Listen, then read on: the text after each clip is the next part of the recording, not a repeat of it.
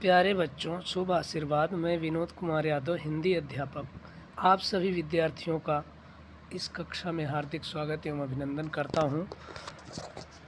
तो आज हम कक्षा 10वीं की हिंदी पाठ्यपुस्तक क्षितिज के काव्य खंड की तीसरी कविता, जो कि कवित्त और सवैया दोनों हैं, ये देव जी द्वारा रचित हैं, इसका अध्ययन करेंगे।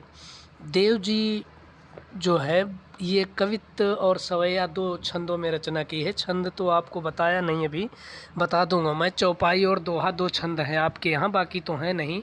ये सवैया और कवित्त जो है ये भी छंद ही हैं। ये छंद का मतलब ये होता है कि वो कुछ बाध्यता होती है, उनमें पंक्तियाँ जो है वो बंधी हुई होती हैं कि इतनी ही मात्राएं होंगी या इतने ही वर्ण हो अक्षर होंगे, इसलिए इनका नाम है छंद, कि मतलब एक उसमें बंधे हुए होते हैं। तो ये जो सवैया है ये कवि देव द्वारा रचित है। देव का पूरा नाम देवदत्त द्विवेदी है। ये बहुत बार पूछा जाता है कि कवि देव का पूरा नाम क्या है, तो ये क्या है, देवदत्त द्विवेदी। बाकी और चीज़ें तो पूछी नहीं जाती आपसे, बहुत ही कम। तो इस कविता का पहले सार एक बार आपको मैं बता देता हूँ। कवि देव द्वारा रचित इस सवैये में कवि ने जो है श्री कृष्ण के रूप सौंदर्य का चित्रण किया है। किसका? श्री कृष्ण के। बालक कृष्ण के पाँव में पड़ी पाजेब जो है, पाजेब समझते हैं, जो करधनी होती है उसको कहते हैं पाजेब। वो घुंघरू लगे हुए होते हैं, पायल होती है पाजेब। पाजेब अत्यंत मधुर ध्वनि करती है। उनकी कमर में करधनी है और पीले रंग के वस्त्र भी अत्यंत सुशोभित हैं। उनके माथे पर जो है मुकुट है। उनके माथे पर क्या है? मोरों का मुकुट है, चंदे का, और पीले रंग का वस्त्र है, और पैरों में पाजेब और कमर में करधनी। तो उनकी मंद मंद हंसी बहुत ही मधुर एवं उज्ज्वल है। इस संसार रूपी मंदिर में उनकी शोभा दीपक के समान फैली हुई है। किसके समान? दीपक के समान। और कवित्त में जो है कवि देव ने कवित्तों में बालक को बसंत रूप में दिखाया है। मतलब जो श्री कृष्ण को जो है वो बसंत के रूप में जो है, बसंत जैसे बसंत का मौसम नहीं होता, ऋतु जो होती है वसंत ऋतु, उसमें जैसे फूल खिल जाते हैं, पेड़ पौधे हरे भरे हो जाते हैं, तो उसके साथ जो है जोड़ा है। ऐसा लगता है कि मानो बालक बसंत में पेड़ों के पलने पर झूलता है और भांति भांति के फूल उनके शरीर पर ढीले ढीले वस्त्रों के रूप में सजे हुए हैं। जैसे फूलों की माला कई बार नहीं खूब गुच्छे में लगी हुई होती है, तो ढीले ढीले वस्त्रों के रूप में सजे हुए हवा उन्हें झूला झुलाती है। और जैसे ही हवा थोड़ी सी बहती है तो वो इधर उधर हलकोरे लेते हैं, मतलब इधर थोड़ा इधर उधर होते हैं, झूमते हैं। मोर तोते आदि उनकी बातें, उनसे बातें करते हैं। मतलब क्या है कि मोर और तोते जो है, कोयल वगैरह भी खूब बोलने लग जाते हैं उस समय में। कोयल उनका मन बहलाती है और कमल की कली रूपी नायिका उसकी नज़र उतारती है। कामदेव बालक बसंत को प्रातःकाल ही उठा देता है। दूसरे कवित्त में कवि ने रात्रिकालीन छवि का वर्णन किया है। कवि ने रात की चांदनी की तुलना जो है वो दूध के फैन जैसे पारदर्शी बिंबों से की है। फैन का मतलब समझते हैं? जैसे जब दोहन करते हैं दूध का तो उसमें झाग बन जाता है, उसको कहते हैं फैन। जैसे पारदर्शी बिंबों से की है। चारों ओर चांदनी छाई हुई है। तारों की भांति झिलमिल करती हुई राधा की अंगूठी दिखाई दे रही है। उसके शरीर का हर अंग शोभायुक्त है। चांदनी जैसे रंग वाली राधा चांदनी रात में स्फटिक, स्फटिक समझते हैं, जो बहुत ही अच्छा, बहुत कीमती पत्थर होता है, उसके महल में छिपी सी रहती है। तो आ जाओ सवैये का अध्ययन करते हैं। पायनी नूपुर मंजू बजे कटी किंकनी के धुनी की मधुराई। सांवरे अंग लस पट पीत ही तुलस मन माल सुहाई। माथे किरीट बड़े दृग चंचल मंद हंसी मुख चंद जुन्हाई। जय जग मंदिर दीपक सुंदर श्री ब्रज दूल्हा देव सहाई। पायनी पाँव, नूपुर पायल होता है, पायल पैरों में पहनी जाती है। मंजू सुंदर, कटी मतलब कमर होता है। किंकन करधनी, जो कमर में करधनी पहनी जाती है। लसे का मतलब होता है सुंदर लगना। पट वस्त्र होता है, पट का मतलब पीत पीला। हिये हृदय, हुलसे आनंदित होना, और बनमाल फूलों की माला, सुहाई शोभित होना, और क्रीट मुकुट, मुकुट जो अभी बताया आपको कि मोर के चंदे का मुकुट जो है। दृढ़ आँखें, मंद और धीमी। मुखचंद क्या होता है? चांद सा मुख, मुखचंद चांद सा मुख। जुन्हाई चांदनी रात। जग मंदिर संसार रूपी मंदिर, जग मीन्स संसार रूपी मंदिर। श्री ब्रज दूल्हा, श्री कृष्ण के लिए कहा गया है श्री ब्रज दूल्हा। कहाँ के हैं? ब्रज के दूल्हे हैं वो। कौन? श्री कृष्ण जी। सहाई सहायक। तो प्रस्तुत सवैया कविवर देव के श्री कृष्ण के रूप सौंदर्य संबंधी सवैयों में से लिया गया है। इन्होंने बहुत सारी सवैयों की रचना की है, लेकिन आपके यहाँ बस एक छोटा सा ये पार्ट दिया गया है, भाग जो है उसी का दिया गया है। इसमें उन्होंने बालक श्री कृष्ण के रूप सौंदर्य का अत्यंत मनोरम चित्रण किया है। बहुत ही सुंदर जो है मनोहारी वर्णन किया है। कवि देव श्री कृष्ण के रूप सौंदर्य का वर्णन करते हुए लिखते हैं कि श्री कृष्ण के पायों में सदैव घुंघरू वाली पाजेब बजती रहती है।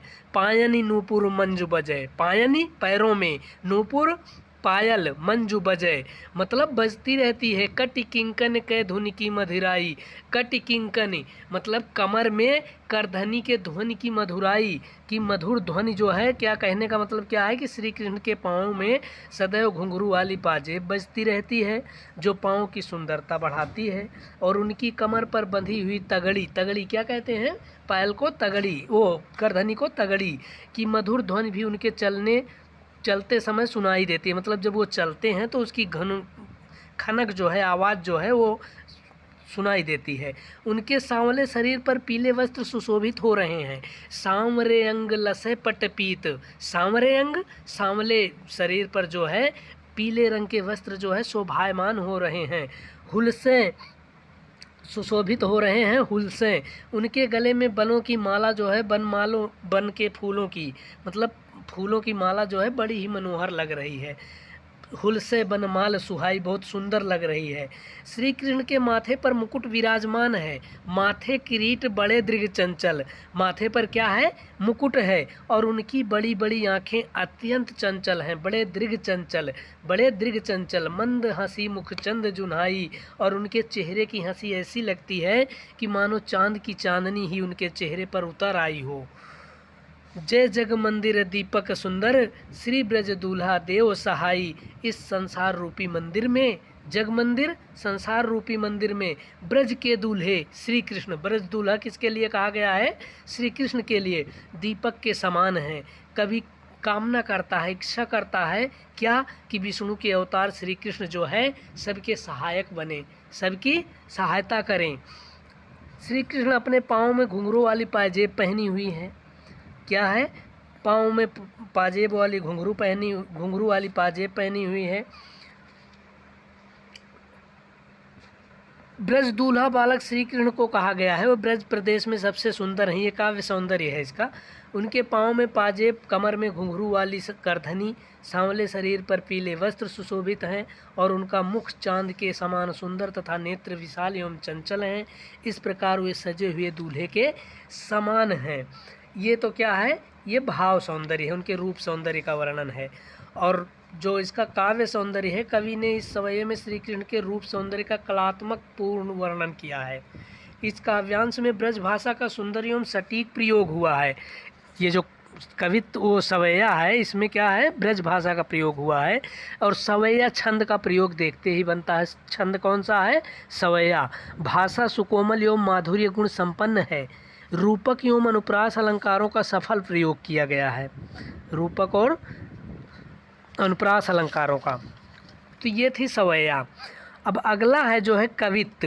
कवित्त जो है, कवित्त एक मुक्तक छंद का वो है, आधार है। डार द्रुम पलना बिछौना नव पल्लव के, सुमन झिंगुला सोहे तन छवि भारी दय। पवन झुलावे के की कीर बतरावे देव, कोकिल हुलावे हुलसावे कर तारी दे। पूरित पराग सो उतारो कर राई नेवन, कंज कली नायिका लतान सिर सारी दे। मदन महीप जुको बालक बसंत ताही, प्रतहि जगावत गुलाब चटकारी दय।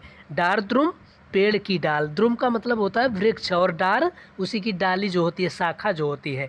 बिछौना, बिछौना बिस्तर जो होता है। नौ पल्लव नए पत्ते, नौ का मतलब नए, पल्लव पत्ते, जो नए नए कोमल कोमल पत्ते निकलते हैं।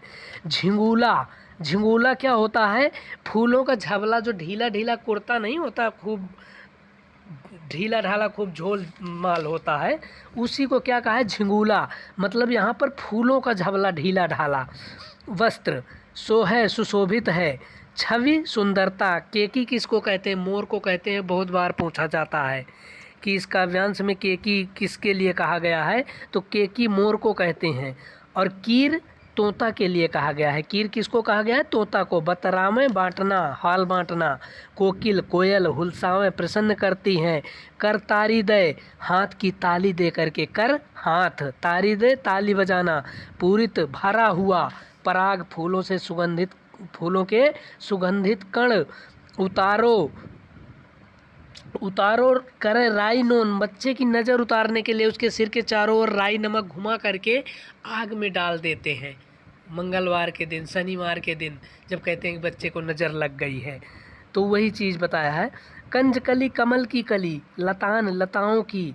मदन कामदेव, मदन कामदेव की पर्यायवाची है मदन। महीप राजा, ताही उसे चटकारी चुटकी चुटकी दे करके। प्रस्तुत कवित्व हिंदी की पाठ्य पुस्तक क्षितिज भाग 2 में संकलित देव के कवित्वों में से उद्धृत है। मतलब बहुत सारे कवित्वों की रचना की है, उनमें से ये थोड़ा सा अंश है, उसी का एक भाग है। इस कवित्व में कवि ने वसंत ऋतु का प्राकृतिक चित्रण किया है। किसका? वसंत ऋतु का प्राकृतिक चित्रण किया है। वसंत को बालक रूप में चित्रित करके प्रकृति के साथ उसका रागात्मक संबंध दिखाया है। कवि का कथन है कि वसंत रूपी बालक के लिए वृक्षों की डालियां पलना बन गई। डार द्रुम पलना बिछौना न पल्लव के, मतलब क्या है? डालियां क्या बन गई हैं? पलना बन गई हैं। और नए नए पत्ते अर्थात कपोलों का बिछौना बन गया है। बिछौना नव पल्लव के, डार द्रुम पलना, मतलब जो पलना है वो किसका? डालियों का, शाखाओं का। और बिछौना किसका? नौ पल्लव, नए पत्तों का बिछौना बन गया है। कहने का भाव है कि बसंत रूपी बालक के सोने का सुंदर प्रबंध हो गया है। कहने का मतलब क्या है कि सुंदर प्रबंध हो गया है, बसंत का मौसम आ गया है, अच्छे से डाल जो है खूब झूलने लग रही हैं, हवा थोड़ी सी भी चलती है तो, और जो पत्ते हैं वो ऐसे गुच्छे में लग गए हैं एक तरफ से कि जैसे लगता है कि बिछौना बन गया है बालक के लिए, बिछौना बन गया हो। तो उसके वस्त्र पुष्पों के हैं। सुमन झिंगुला सो है तन छवि भारी दय। सुमन झिंगोला सो है, उसके वस्त्र जो है पुष्पों के हैं, जो सुंदर अत्यंत हैं।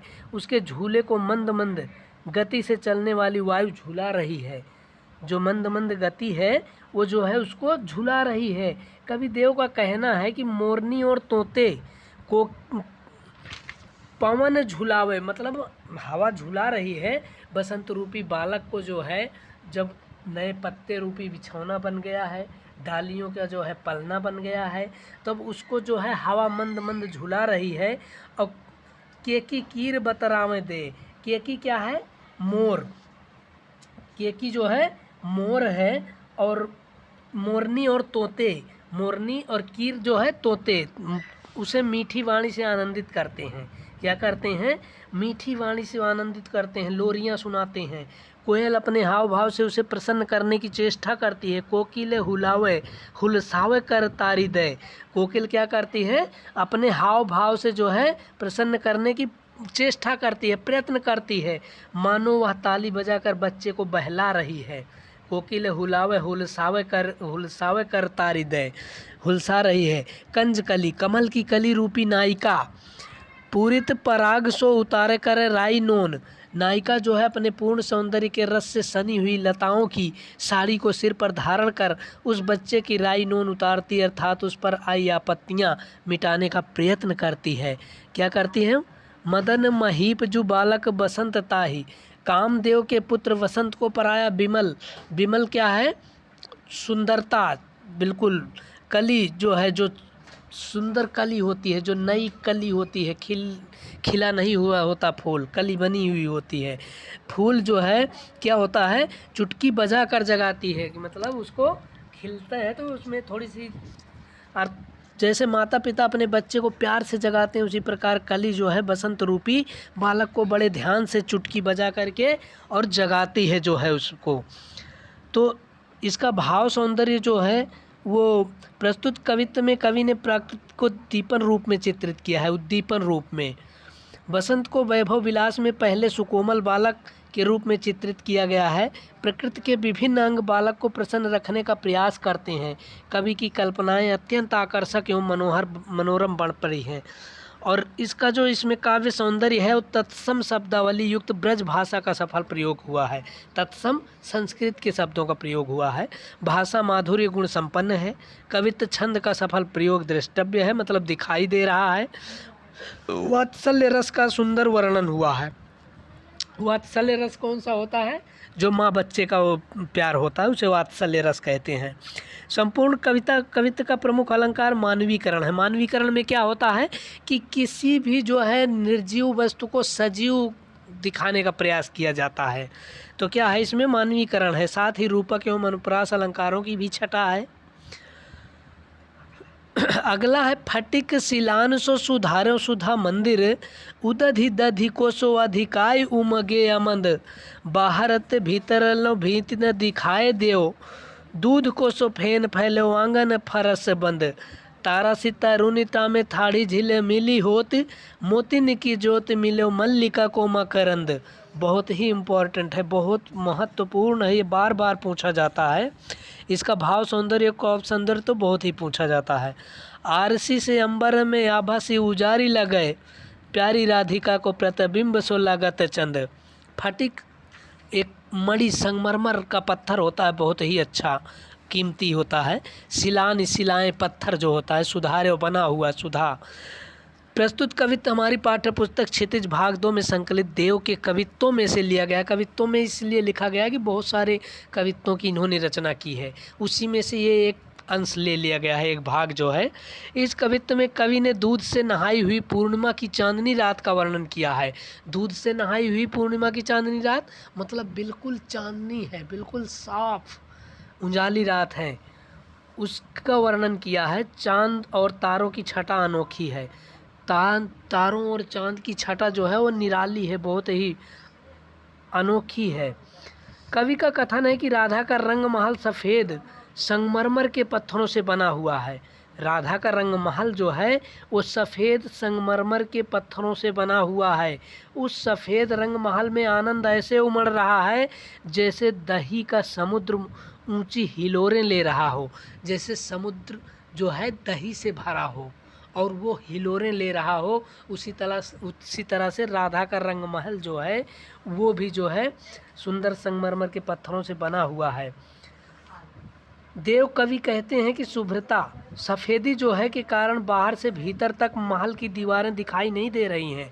मतलब इतनी सफ़ेदी है, इतना चमक है, इतना शुभ्र है वो कि श्वेत है कि उसमें समझ ही नहीं आता कि मतलब इसमें दीवार भी है, दिखाई नहीं दे रही है। उस महल के आंगन के चबूतरे पर दूध का सा झाग फैला हुआ है। जो आंगन में चबूतरा बना हुआ है उस पे ऐसे लगता है कि दूध का झाग फैला हुआ है, झाग फेना जो होता है फैला हुआ है, और मानो दूध की तरह सफ़ेद फर्श बंद से उसे ढक दिया गया है। ऐसे लगता है दूध के सफ़ेद फर्श से ढक दिया गया है। उस भव्य और सफ़ेद महल के सफ़ेद कौलीन पर खड़ी हुई तरुणी राधा, तरुणी राधा का मतलब होता है यौवन, जो जवान होती है, जो युवती होती है, अपने ही प्रकाश से झिलमिला रही है। राधा की मुस्कुराहट से मोतियों की सफ़ेद चमक मिलती है और मल्लिका के फूलों को सुगंधित, क्या क्या बताया है कि राधा की मुस्कुराहट से मोतियों को सफ़ेद चमक मिलती है और मल्लिका के फूलों को सुगंधित शुभ्रता मिलती है। मतलब सफ़ेदी भी मिलती है और सुगंध भी मिलती है। राधा की गोराई मतलब गोरा रंग इतना प्रभावपूर्ण है कि दर्पण की तरह चमकने वाले आकाश में प्रकाश फैला रही है। कहने का मतलब ये है कि उनकी इतना गोराई है, इतना साफ चेहरा है कि वो आकाश में उजाला उससे हो रहा है। ऐसा प्रतीत होता है मानो चंद्रमा प्यारी राधा का प्रतिबिंब हो। ऐसा लगता है कि जो चंद्रमा है वो ऐसा लगता है कि राधा के मुख का प्रतिबिंब है, परछाई है। प्रतिबिंब क्या होता है? परछाई होता है। इस तरीके का लगता है, परछाई है वो राधा के मुख का। चंद्रमा राधा के गोरे मुख से चमक रहा है, इसलिए राधा का गोरा रंग संसार की सभी वस्तुओं की शुभ्रता का कारण है। ये कहा गया है कि ऐसा लगता है कि संसार की सभी वस्तुओं की सफाई सफ़ेदी का कारण जो है राधा का मुख ही है। इस कविता में जो है भाव सौंदर्य क्या है?